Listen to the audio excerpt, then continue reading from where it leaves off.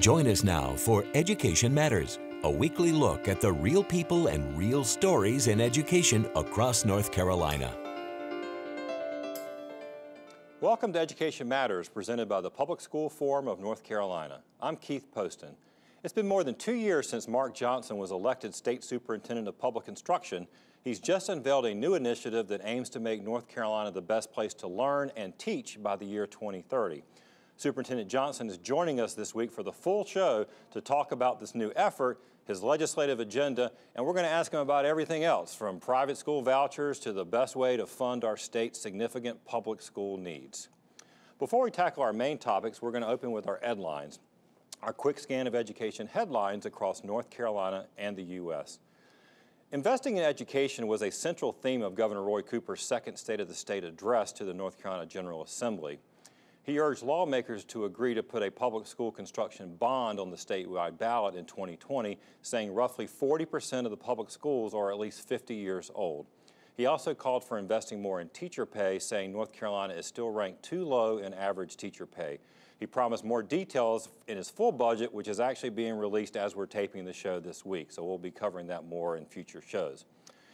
Village Christian Academy in Fayetteville is under investigation by the North Carolina Independent Schools Athletic Association over allegations that the school used promises of free tuition to lure football players prior to winning the state championship in 2018.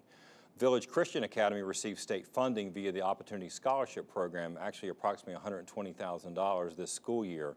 3 years ago, another private Christian school, also in Fayetteville, was one of the state's top basketball programs, Trinity Christian, and saw its head coach convicted of embezzlement. Trinity is the largest recipient of private school voucher funding, with nearly $3 million in taxpayer funds since 2014-2015.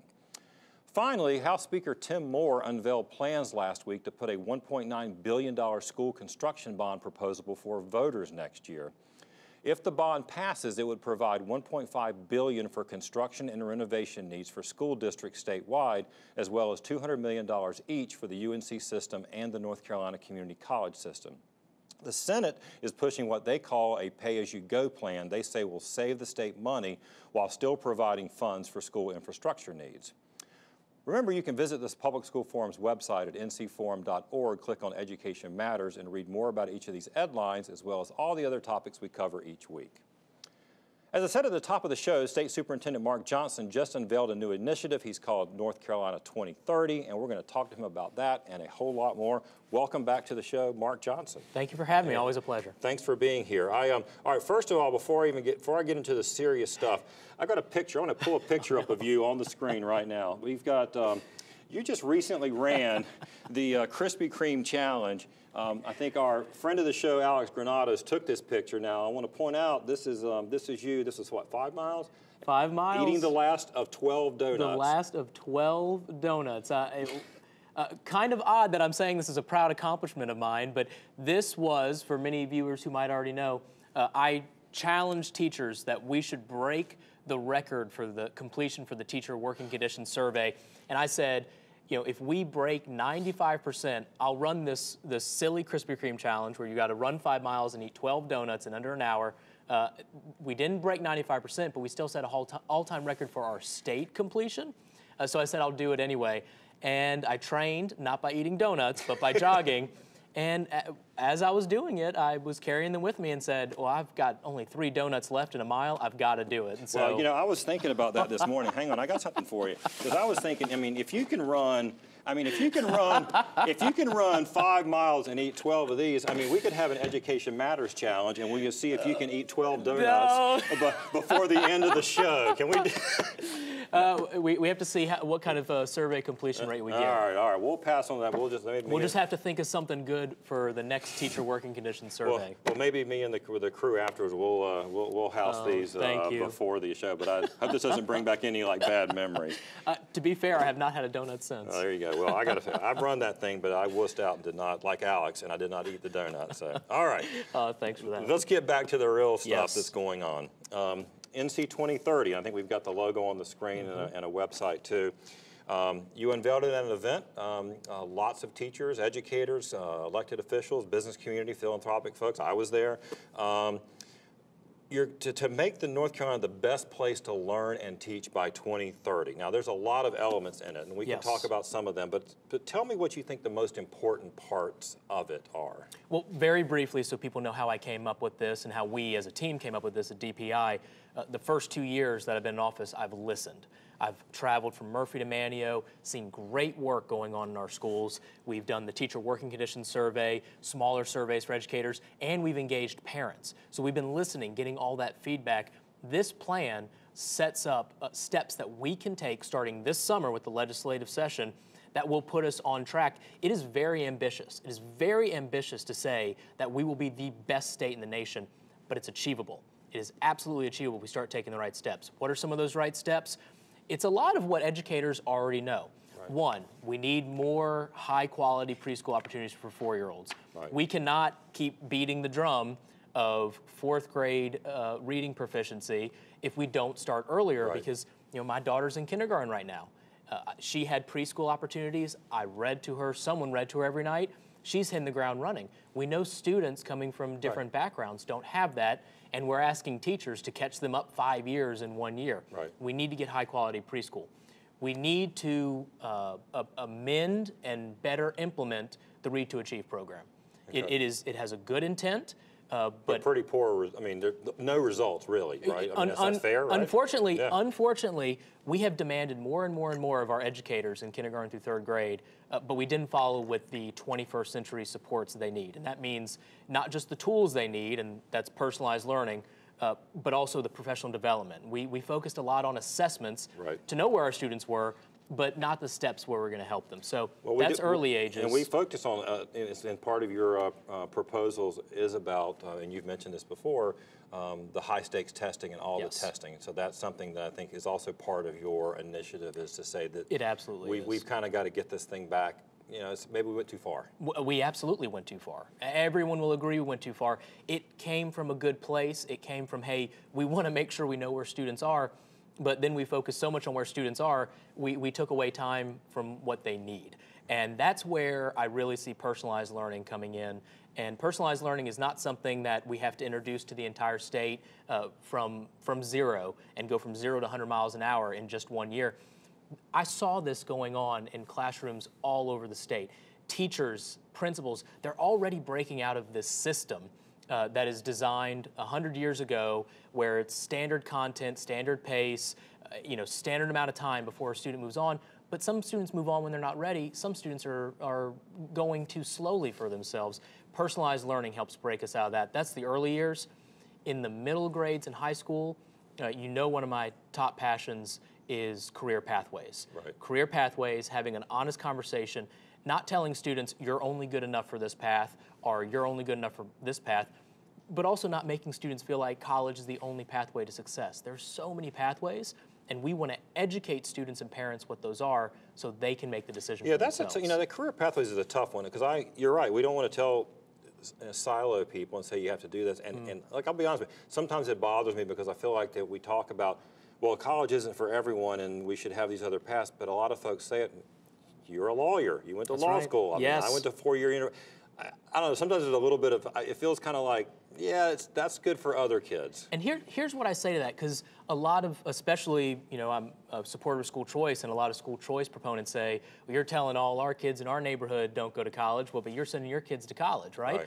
What I say is, we need to paint the full picture for every student, including what kind of student debt you're going to take on and what you can expect to make after college. Right. If we paint that for every student, I've also had a lot of people in a socioeconomic background where their students could go to college. They have told me, my student knew that wasn't for them. They went off to culinary school, and now they're a chef, and they're happy. That's what they're doing. They went to community college to get some IT experience, and now they're working in Research Triangle Park. You're exactly right. This cannot be a pigeonhole, one type of student versus another type of student. This is a broad spectrum that needs to be embraced by everyone. Prepare every child to be career and college ready, to have all those choices available. All the choices for because the reality is we track kids anyway. We just don't say it, right? That's right. All right, let's shift. You just mentioned you mentioned school choice, so I want to go there next if I can. Look, you have been a supporter of private school vouchers, of school choice, the things that like Betsy DeVos and others in the legislature have been pushing. Now you saw in my headlines, I mentioned something about the school in Fayetteville, but before that, like a couple weeks ago, it's been reported that there are millions of dollars that are being unspent in the Opportunity Scholarship Program. I think what the numbers I saw, about $17 million this year. There's $55 million in the budget, but only $32 million has been paid out. All right, I'm gonna ask you a question here. Senator Phil Berger's response to that was, we should loosen the voucher rules to get more money flowing. House Education Chairman Craig Horn said it's time to right-size the program because we have other priorities in education. Who's right? I can tell you as a leader of a department that no, we should not loosen regulations for these opportunity scholarships. Basically, this is something that reflects on the department that is tasked with getting the information out about them. And just so your viewers know, the Department of Public Instruction does not run these opportunity scholarships. Right. It's a separate government agency. I do believe that they're... Yeah, but you do cheerlead them on. I mean, yes, I mean, from your bully pulpit, I mean, you're right. I mean, yeah, I mean, look, I believe in public education as a good. Right. It is something that the public system of government should make sure that every student has the opportunity to work hard and succeed. I believe that the steps that we're taking in our traditional schools will make traditional schools the best option. We know that right now, unfortunately, we don't like it, but there are some situations where it's not the best option right now for all students. Right. That gives these students an opportunity to succeed. I want to see the day when public schools are the best option. And that's why we have laid out a very aggressive, ambitious, but achievable goal with things that we are asking for from the General Assembly to make North Carolina public schools the best place to teach and the best place to learn. Well, we're gonna take a quick commercial break, and I want to get more into that because part of that is school infrastructure. So I want to get into next. Let's talk a little bit about the bond proposals because you've been out there talking about that as well. So after the break, we're going to come back with State Superintendent Mark Johnson.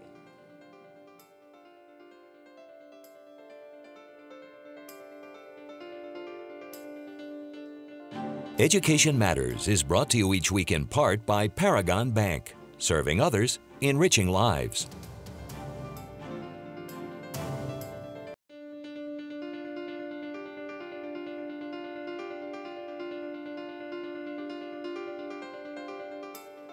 Welcome back to Education Matters. We're going to continue our discussion with State Superintendent Mark Johnson. Now, as part of your NC 2030, one of the table legs, foundations is making this a great place to teach. And one of those, I think, the very first one on your list was competitive pay.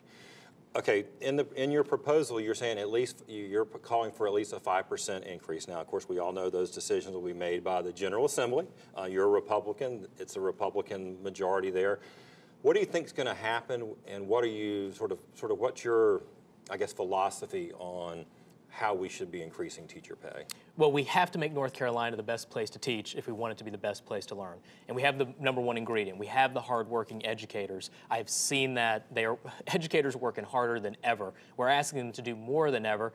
So we need to not only show them appreciation with a raise and make that very well known, but we also have the teacher pipeline issue. We have less qualified candidates coming into the teacher pipeline, but even when they get in the pipeline, it's a leaky pipeline. I mean, right. we have new teachers coming out first, second, third year, already feeling burned out, and they move into a different profession because of the competitiveness. It used to be about half. I think numbers are it's about 50% of it's still about right. We lose right in the first 3 or 4 years. Because of competitiveness.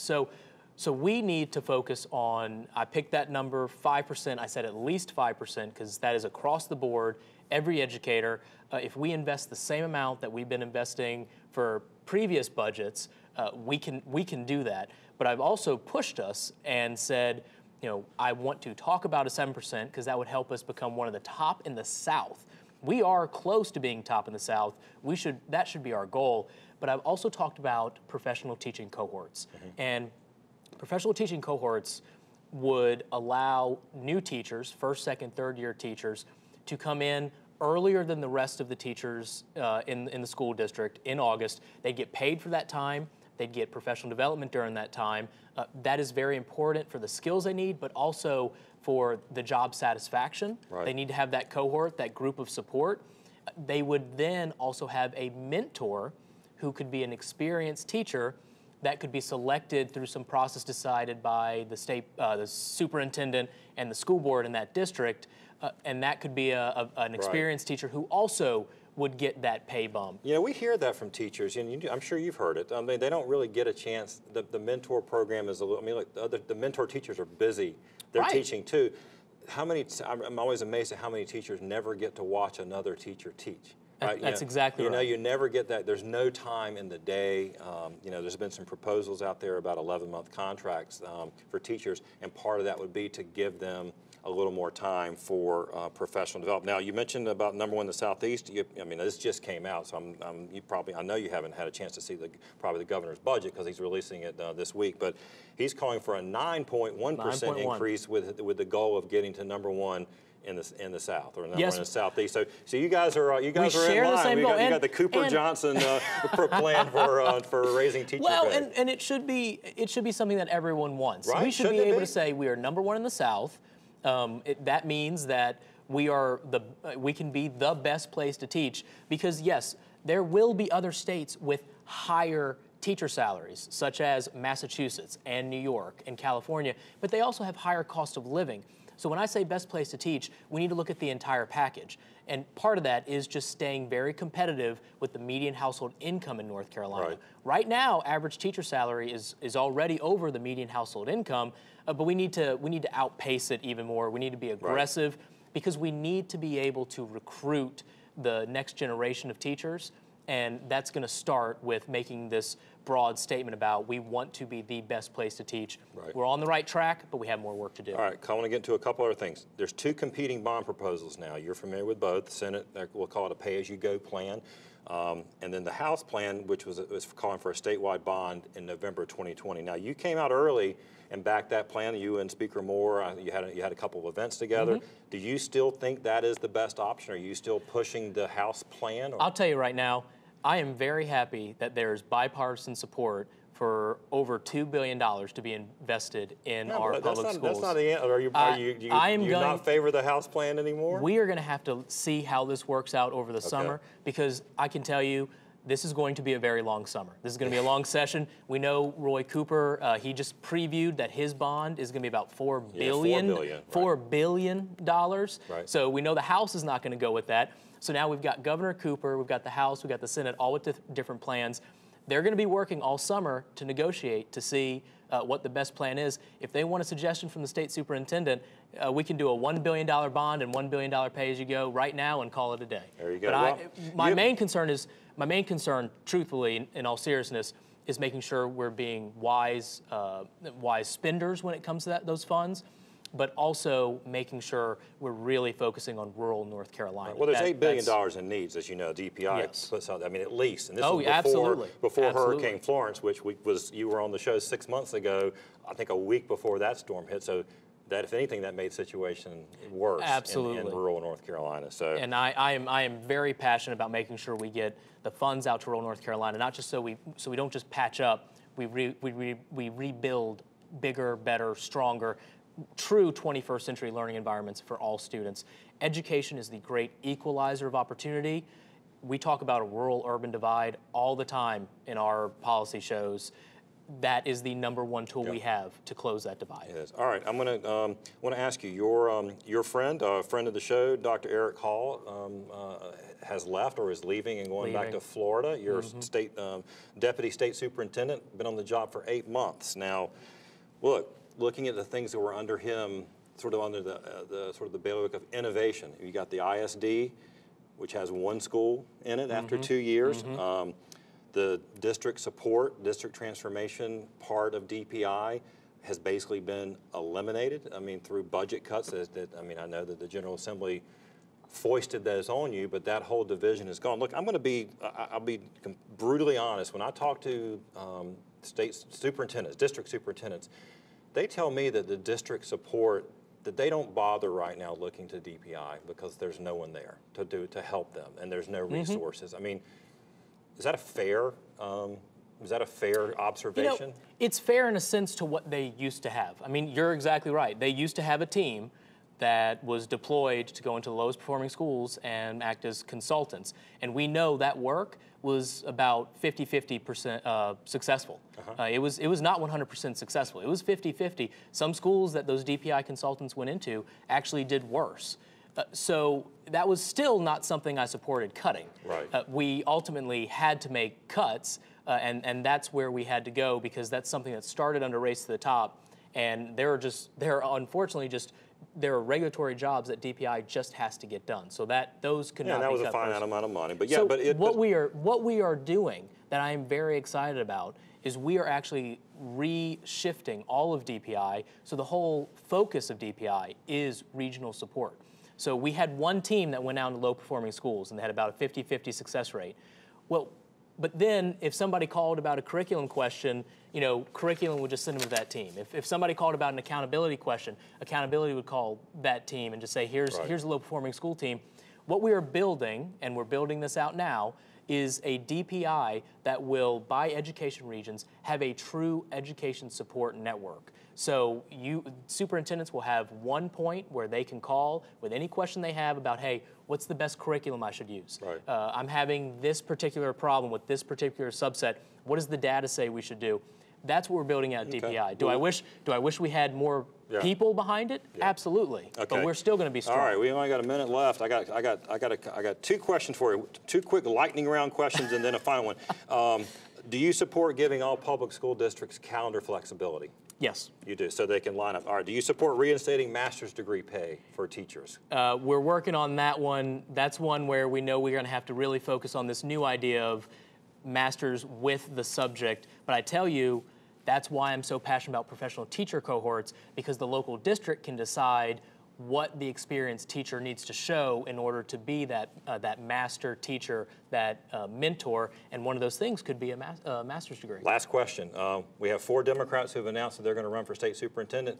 You have not announced whether you're running for re-election. This is a perfect opportunity. Are you running for re-election? There's so much work to get done in 2019. Oh, come on. My focus is 2019. My focus right now are the students and educators of North Carolina.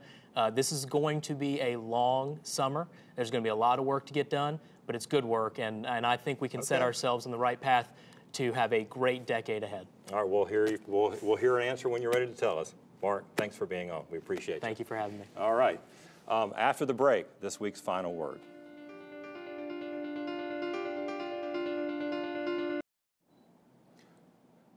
This week, Governor Cooper released his budget, and the General Assembly will soon lay out their proposed budget.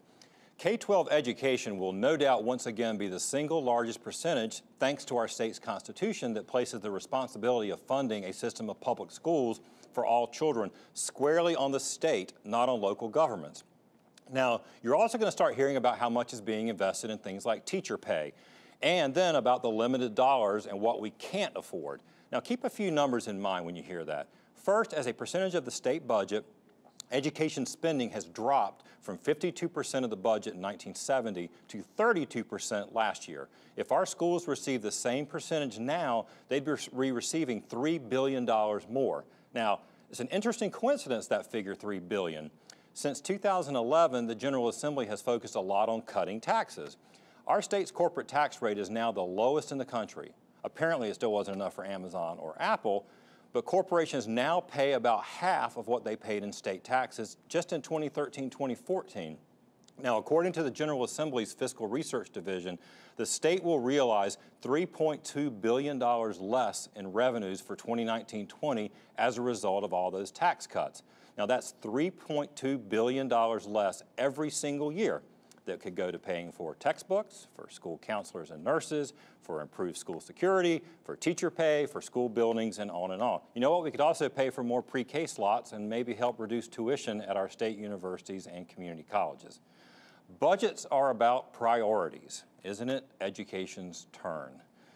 That's it for this week's show. Thanks for watching Education Matters, and we'll see you soon.